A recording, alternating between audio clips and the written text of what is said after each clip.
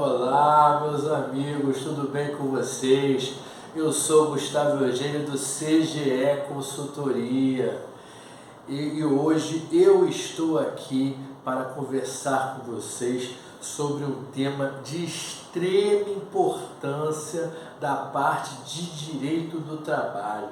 É um tema que cai muito em prova da OAB, é um tema que cai muito nos concursos públicos e pela simples razão de que o advogado trabalhista ele se encontra e se depara toda hora com esse tema.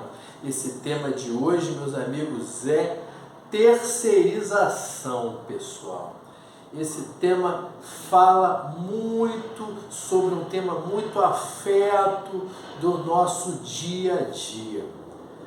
A terceirização, pessoal, ela é muito importante e ela se tornou muito importante nos dias de hoje, principalmente após a década de 90. Pois é, isso mesmo, meus amigos, após a década de 90, após a crise mundial, após a crise no sistema econômico brasileiro, no sistema econômico internacional, o nosso país ele se viu obrigado a flexibilizar as normas. E a terceirização, a partir de meados da década de 90, ela começou a ser utilizada e só após a reforma trabalhista de 2017 que ela foi alterada. Mas antes da reforma trabalhista, a espécie de trabalho através da terceirização, ela já havia sido normatizada, porque o direito, como eu sempre trato com vocês, como eu sempre digo para vocês, ele tem que estar atualizado com os anseios da sociedade. Então, a terceirização teve que ser normatizada, porque o direito ele não pode ficar para trás.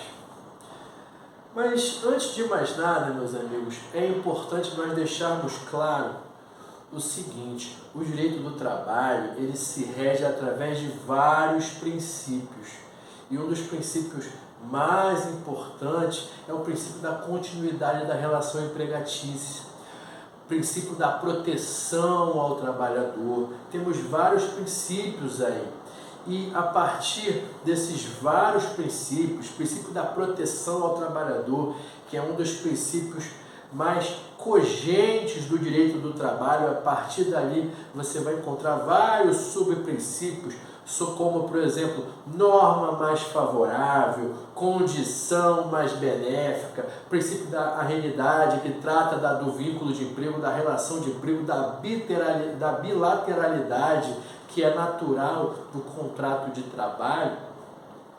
A terceirização, na realidade, ela não é regra. A terceirização ela tem sempre que ser tratada como uma exceção a todos esses princípios, porque de certa forma ela mitiga o princípio da proteção ao trabalhador, princípio da condição mais benéfica, da norma mais favorável. E por que ela mitiga? O trabalhador terceirizado, ele jamais terá os mesmos direitos e as mesmas condições de trabalho no seu dia a dia do que o trabalhador contratado. Isso é um fato, meus amigos.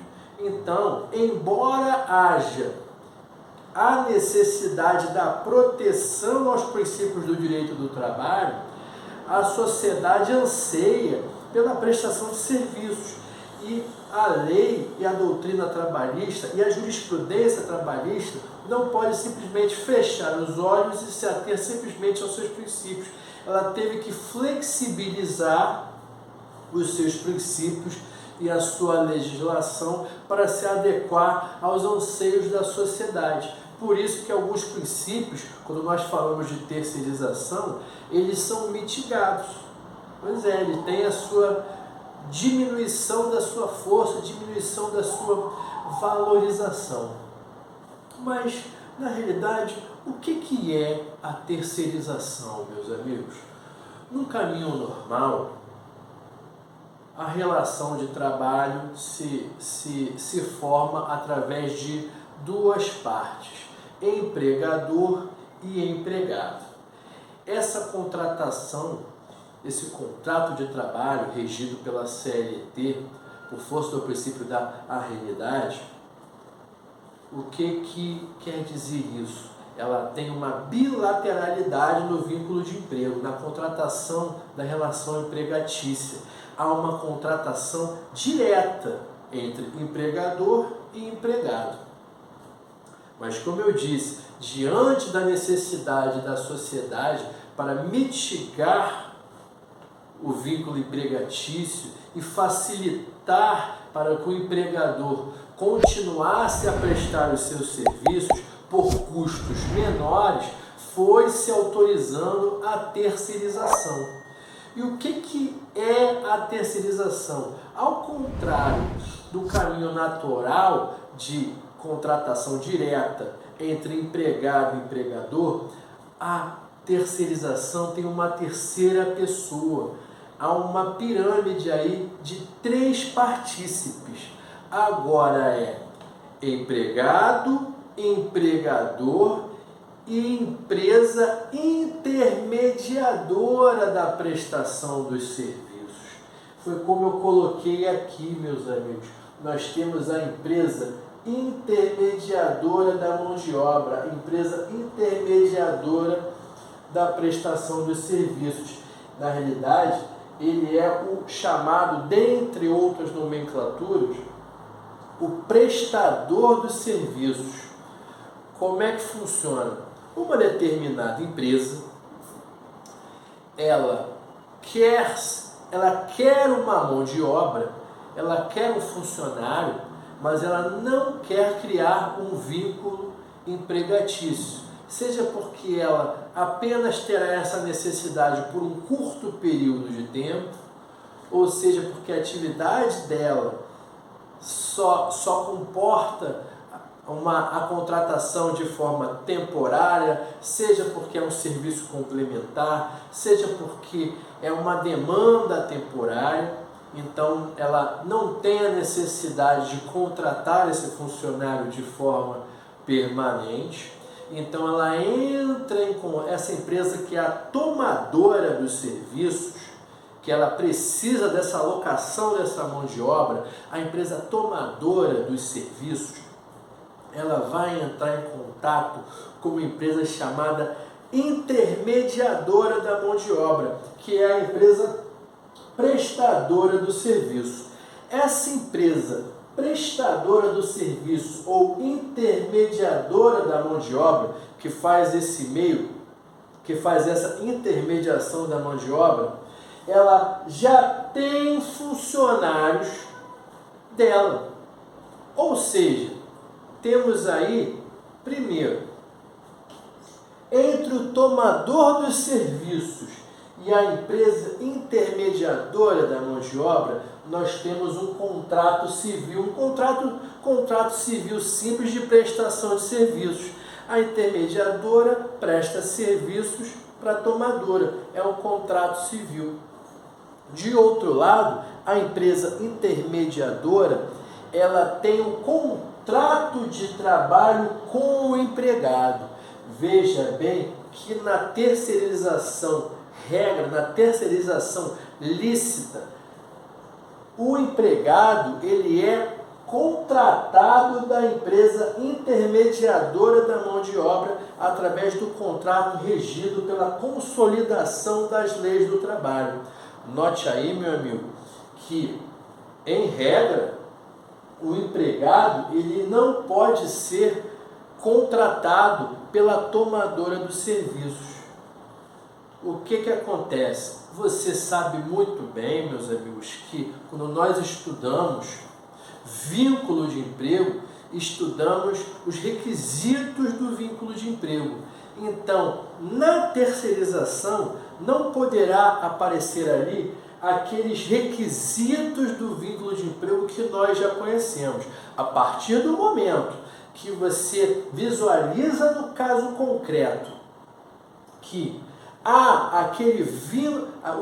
são preenchidos os requisitos do vínculo de emprego, os requisitos do vínculo de emprego, provavelmente haverá realmente o vínculo de emprego com o tomador dos serviços, e esse tomador dos serviços será o real empregador do empregado. Então, sempre essa empresa, seja a tomadora dos serviços, seja a empresa intermediadora da mão de obra, ela tem que estar atenta. E essa realização dessa atividade por esse empregado não poderá estar revestida dos requisitos do vínculo de emprego.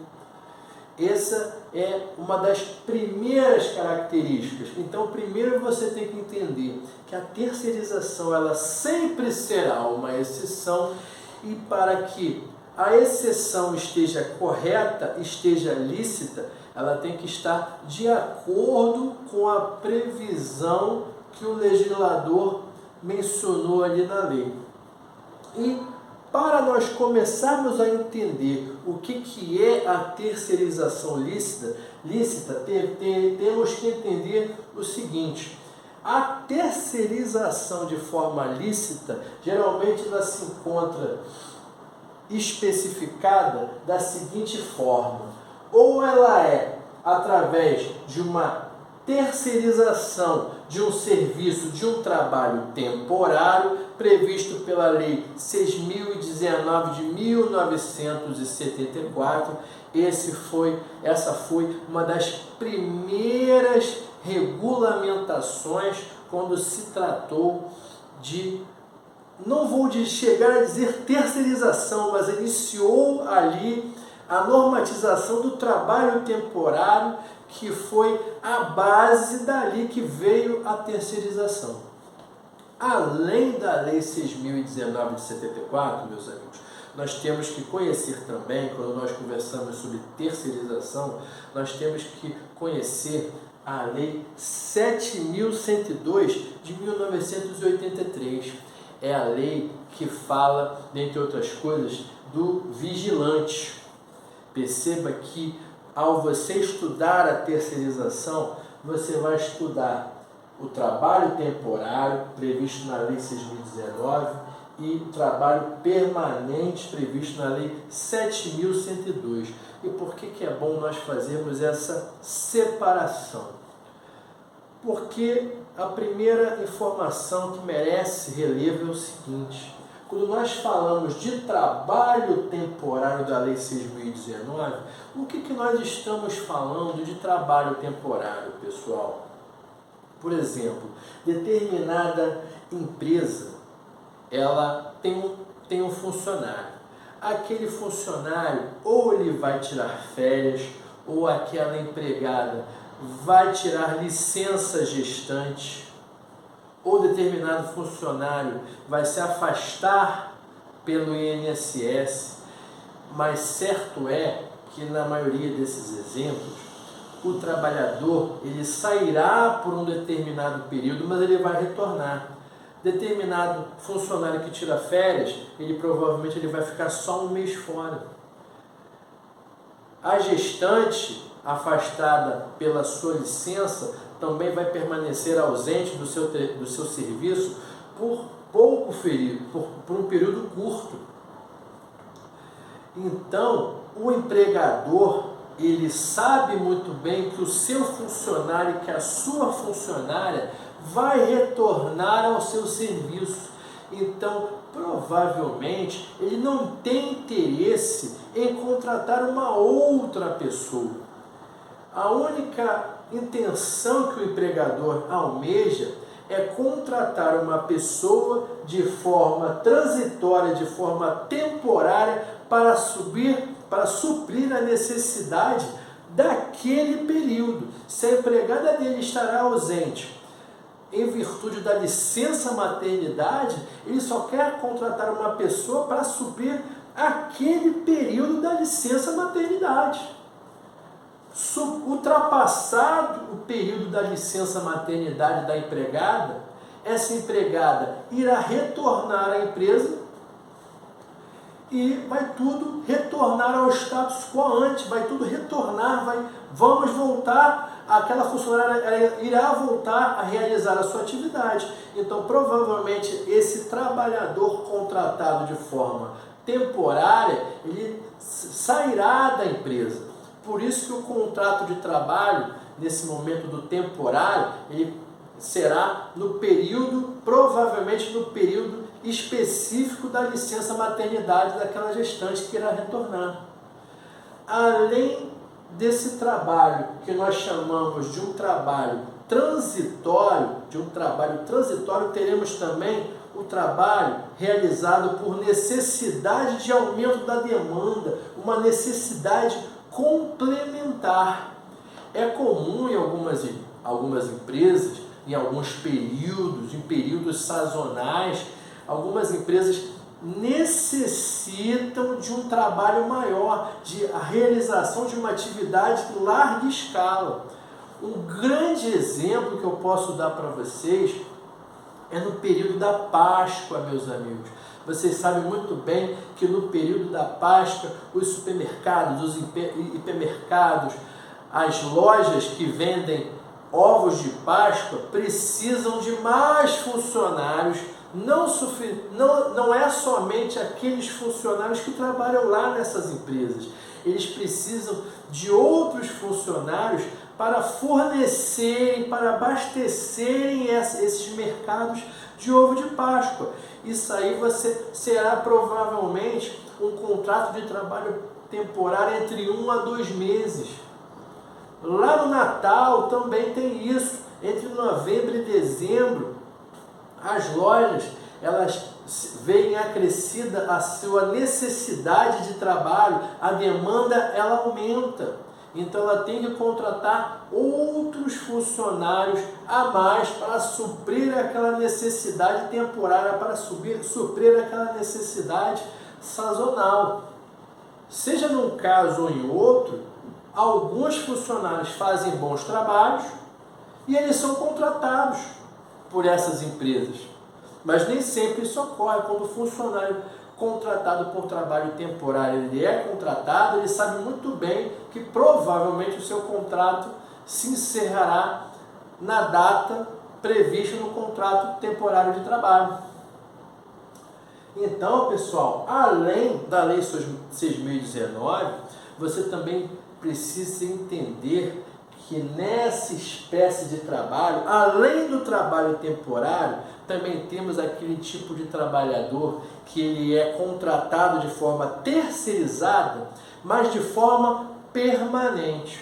E aí, a Lei 7.102 de 1983, dentre outras informações que ela vai passar para você, ela vai colocar ali a informação dos vigilantes. O vigilante ele é contratado de forma terceirizada, mas trabalhando de forma permanente. Você vai perceber quando você vai no banco que tem um vigilante ali e é comum que aquele vigilante ele esteja com muita frequência ali naquela empresa. Pode ser e é comum que as empresas intermediadoras de vigilância elas possuam um quadro de vigilantes tão grande e também uma necessidade para os seus clientes tão grande que esses vigilantes vão circular entre os clientes da empresa de vigilância ou empresa intermediadora da mão de obra.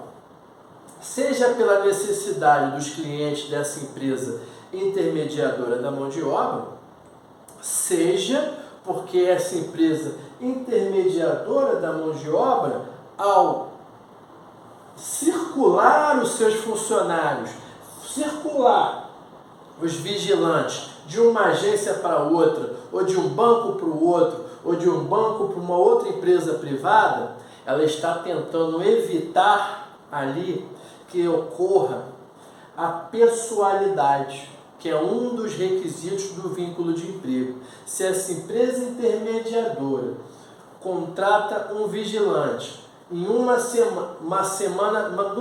determinada semana, ele trabalha em um banco, na outra semana ele vai para outro banco, outra instituição diversa daquela. Na terceira ou quarta semana, ele vai para uma outra empresa privada. Depois ele vai para um outro banco. Daqui a 1 mês, 2 meses, ele vai para outra empresa privada. Ou seja, em 1 mês ele trabalhou em uma empresa, 2 meses ele trabalhou em outra, em outro mês ele trabalhou em uma terceira empresa, e num contrato de trabalho que às vezes dura 3 anos, ele prestou serviço às vezes para 4 empresas diferentes.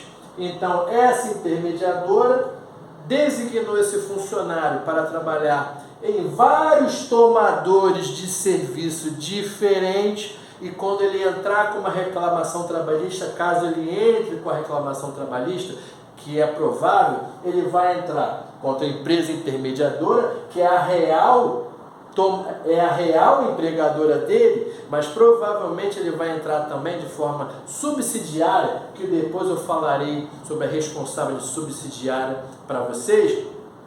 É certo que ele vai entrar, é provável, melhor dizendo, que ele entre contra o tomador ou os tomadores de serviço dele. Mas aí, a partir do momento que ele, de 6 em 6 meses, de 3 em 3 meses, ou uma vez por mês, ele trabalhou em várias tomadoras de serviço, ele, de repente, o juiz ele vai entender que não está ocorrendo ali um dos princípios do vínculo de emprego, um dos requisitos do vínculo empregatício, que é a pessoalidade. Poderíamos até encontrar a ausência de outros requisitos ali, mas nesse caso específico seria ausente o princípio da pessoalidade, né? E outra informação aqui que merece ser levantada, meus amigos, nós não sabemos o que o examinador da banca da OAB ele vai perguntar. Nós não sabemos o que o examinador de um concurso público ele vai nos perguntar.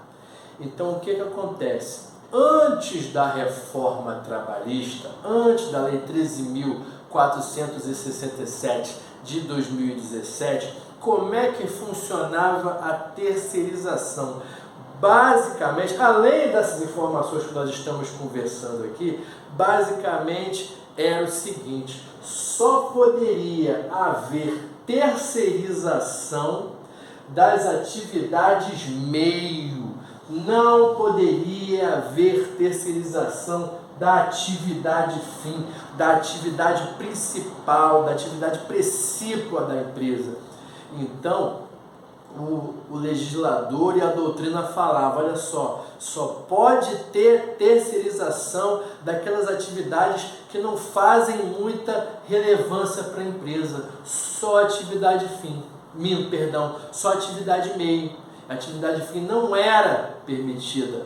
Contudo, agora, após a reforma trabalhista da Lei 13.467, a terceirização pode ser realizada sob qualquer atividade, atividade fim, atividade meio, ou seja, se você está no concurso público, se você está na prova da OAB, se você está no seu dia a dia e alguém falar para você que só pode ter a terceirização de atividade meio, está errada.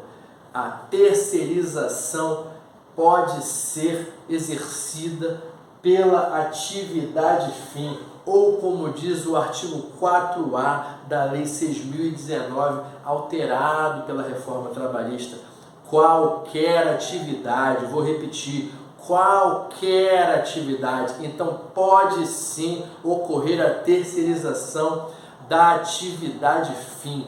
Isso é muito importante, porque foi uma alteração da reforma trabalhista e temos que estar atentos a todas essas alterações que a legislação trabalhista nos trouxe. Além disso, meus amigos, é de extrema importância quando nós conversamos sobre terceirização, nós temos a obrigação de conhecer a súmula 331 do TST. Eu sempre costumo dizer para vocês que vocês têm que estudar a doutrina, a jurisprudência, a lei tem que ser um estudo sistematizado. E você sabe muito bem que na prática trabalhista, as súmulas do Tribunal Superior do Trabalho e as orientações jurisprudenciadas, famosas OJs do TST, elas também são muito utilizadas.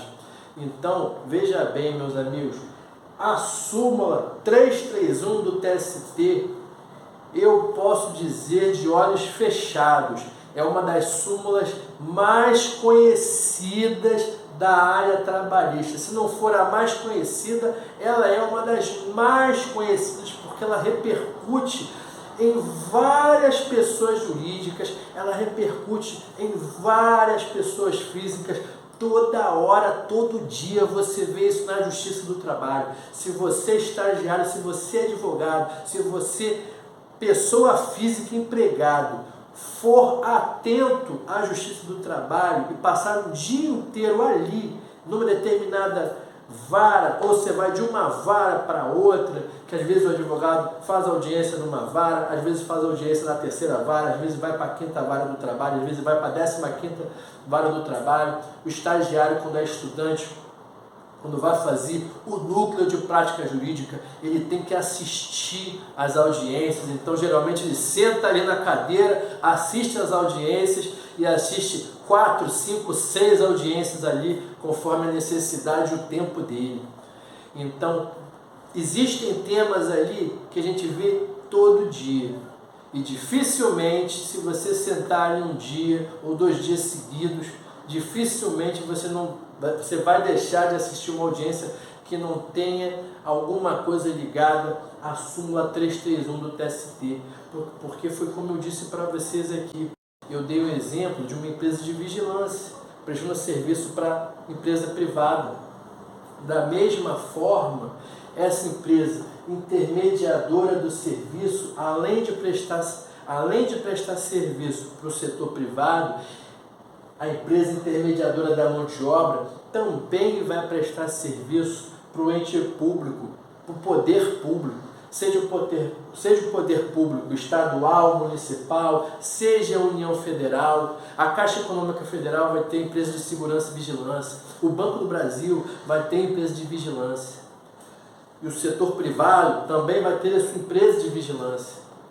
Então, toda hora a União está no banco do reclamado.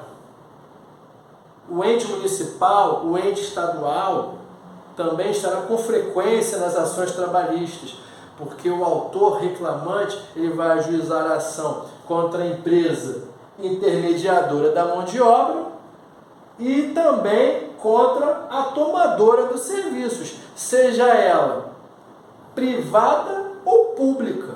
Então, por isso que tem a súmula 331 do TST para normatizar, facilitar e especificar quando o ente público irá ser responsabilizado.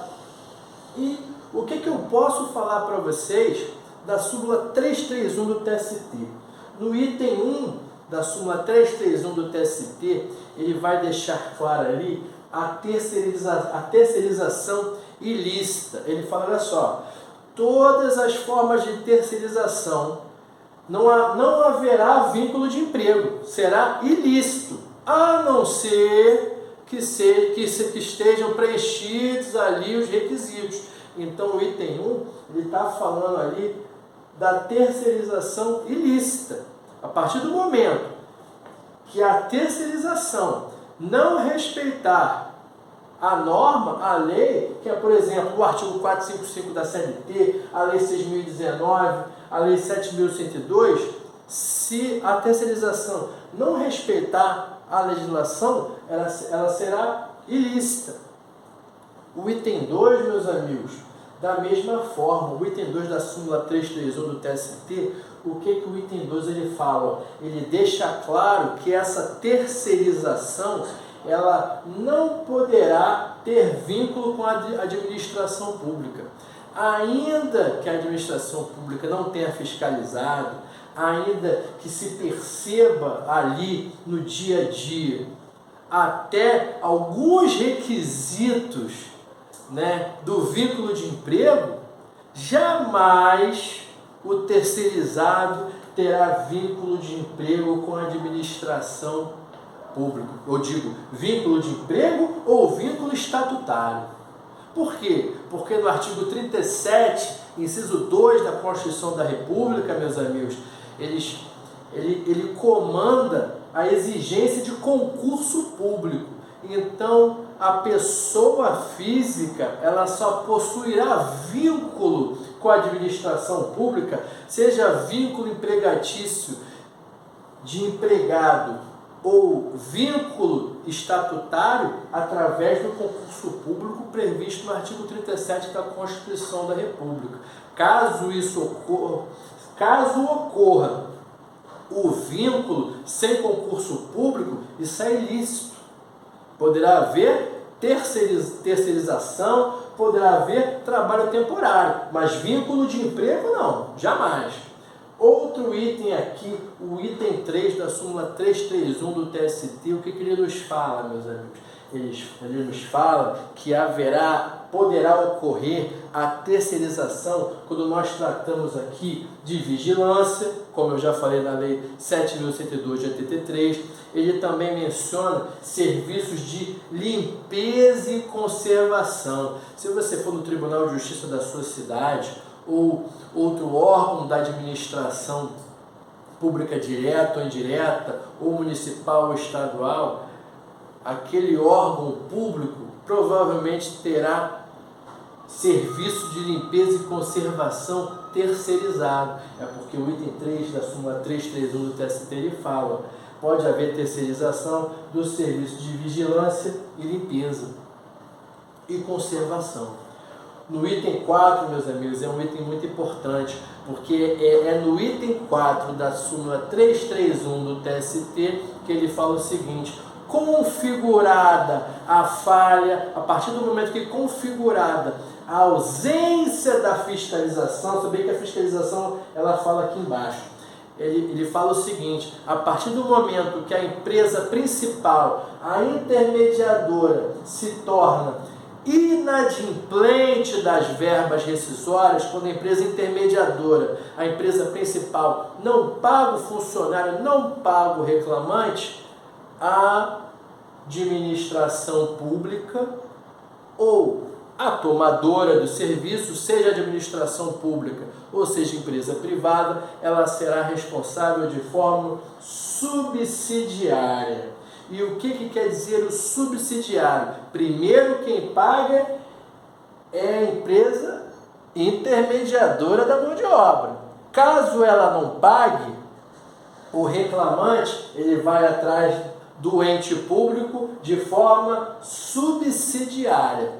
E esse item também fala o seguinte: só poderá ocorrer a cobrança de forma subsidiária do tomador do serviço, seja ele público ou privado, se ele, ente público, já participou da ação inicial.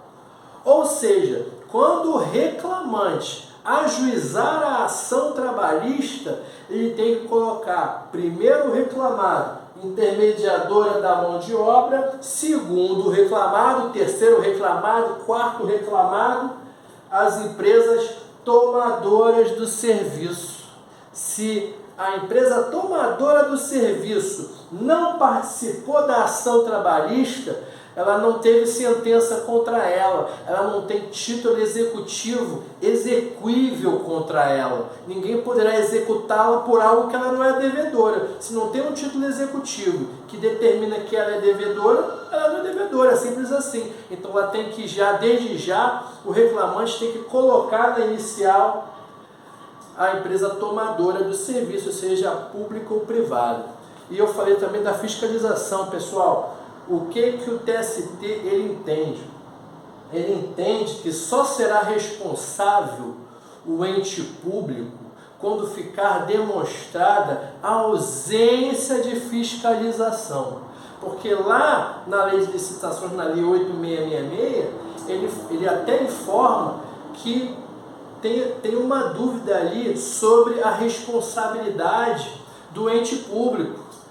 Só que muitas vezes até o Tribunal Superior do Trabalho ele exclui o ente público dessa responsabilidade subsidiária. Então ficou clássico o entendimento jurisprudencial do próprio TST, os tribunais regionais abaixo dele também seguem esse entendimento, que a pessoa física, o reclamante, ele tem que demonstrar a ausência de fiscalização, o que nós chamamos de culpa em elegendo, que a empresa pública, ela elegeu erradamente aquela empresa e a culpa em vigilando, ela não vigiou, ela não fiscalizou o pagamento correto pela empresa intermediadora da mão de obra. A ausência de fiscalização gera responsabilidade subsidiária.